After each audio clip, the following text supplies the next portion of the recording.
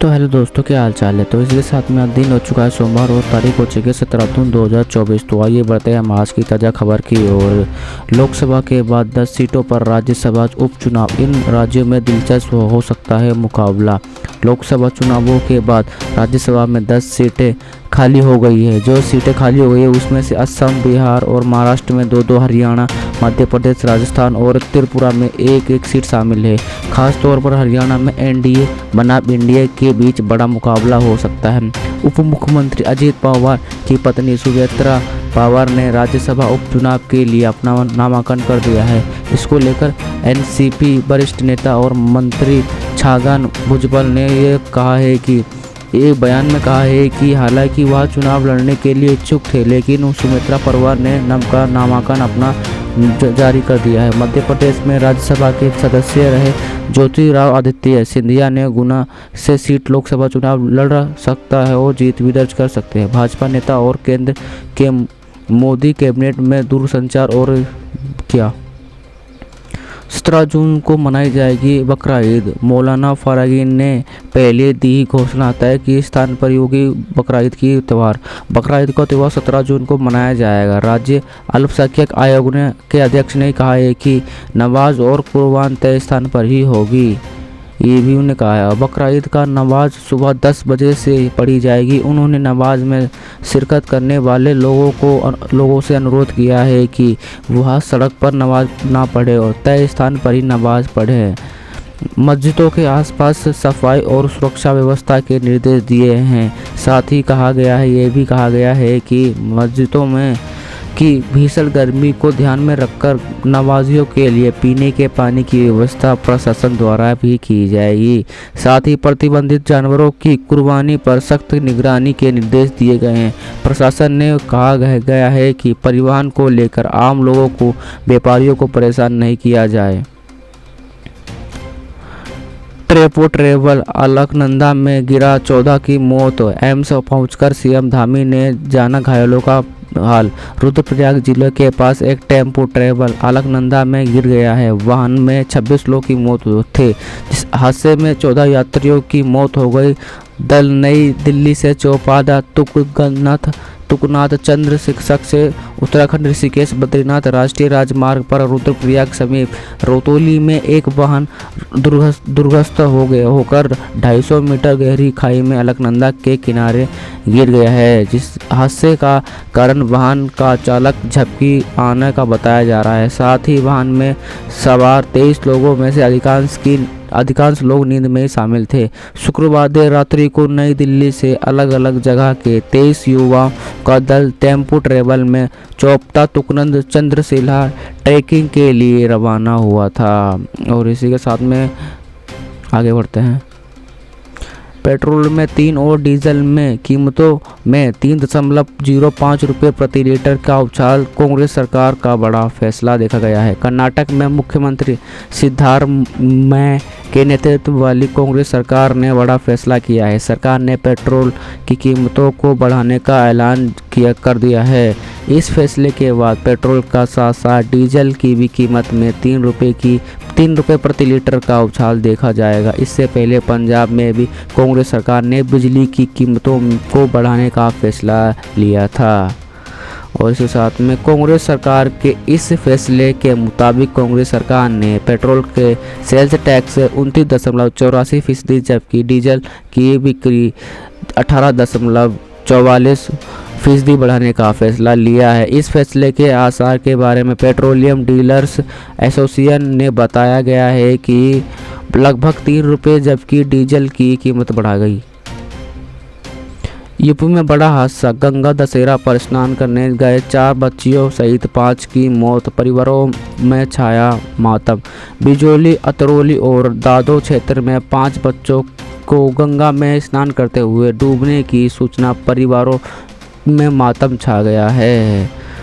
16 जून को गंगा दशहरा पर गंगा में स्नान के दौरान गंगा नदी में डूबने से 4 बच्चियों सहित 5 की मौत भी हो चुकी है। जी हाँ, इनमें से 2 चचेरी बहनों सहित 3 बच्चियां पोलीमा की पोपुर थाने के गांव में दीनापुर में डूबी।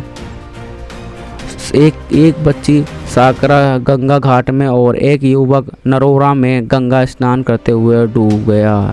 जी हाँ, कितना गलत हुआ, देख रहे हो कितना मासूम बच्चे है। दीनापुर गांव में निवासी रूबी 9 पुत्री, सत्यपाल दामिनी 10 पुत्री, महेंद्र और राजेश्वरी 7 पुत्री, दीपक निवासी मथुरा दोपहर में ये निकले थे।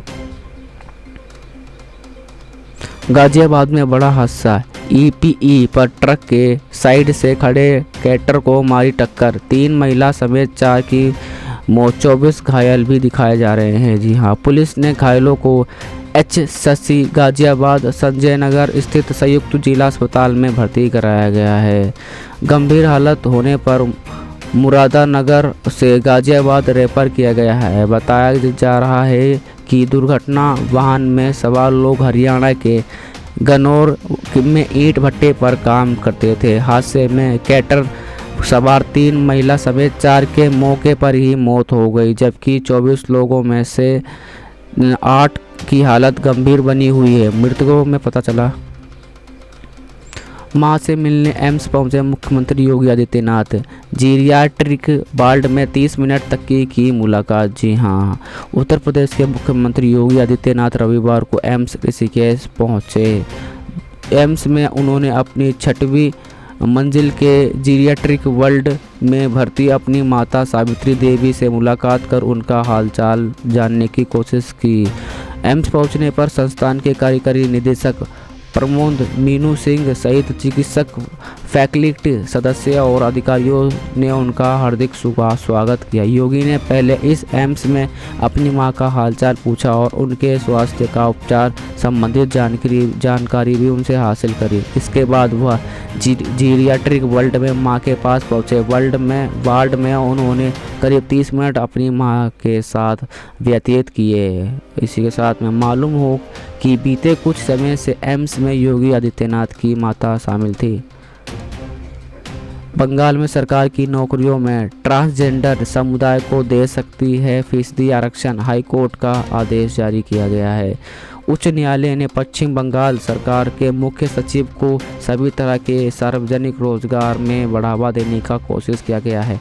ट्रांसजेंडर व्यक्तियों के लिए 1% आरक्षण सुरक्षित करने का निर्देश दिया गया है। जी हाँ, अदालत ने कहा है कि राज्य ने स्वयं ट्रांसजेंडर व्यक्तियों के लिए रोजगार में समान व्यापार का नीति अपनाई है। हालांकि राज्य में अभी तक का सुप्रीम कोर्ट के आदेश के अनुसार ट्रांसजेंडर व्यक्तियों के लिए आरक्षण नहीं किया गया है। जी हाँ, जस्टिस राजशेखर मंथा ने पश्चिम बंगाल सरकार के मुख्य सचिव को सभी तरह के सार्वजनिक रोजगार में ट्रांसजेंडर व्यक्तियों के लिए सुनिश्चित कराने का निर्देश दिया है। हाईकोर्ट का यह आदेश ट्रांसजेंडर व्यक्ति की याचिका पर पारित किया गया है। जी हाँ,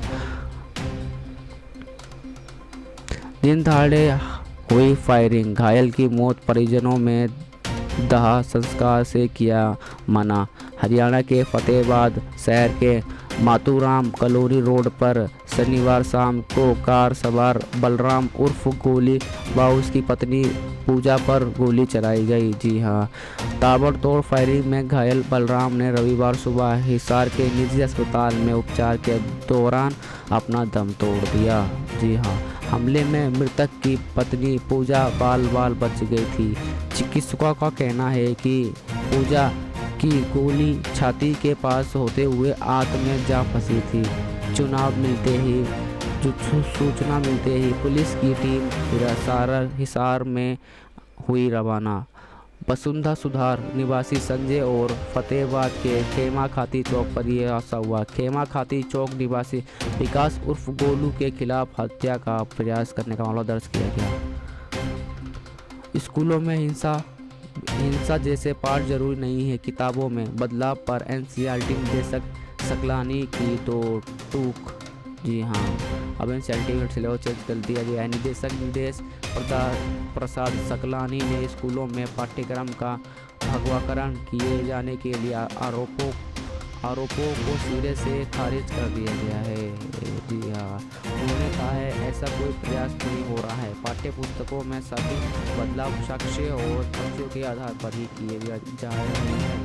जी हाँ, उन्होंने कहा है कि स्कूल बच्चों को इतिहास में भी इस सब के बारे में पढ़ाया जाना जरूरी है।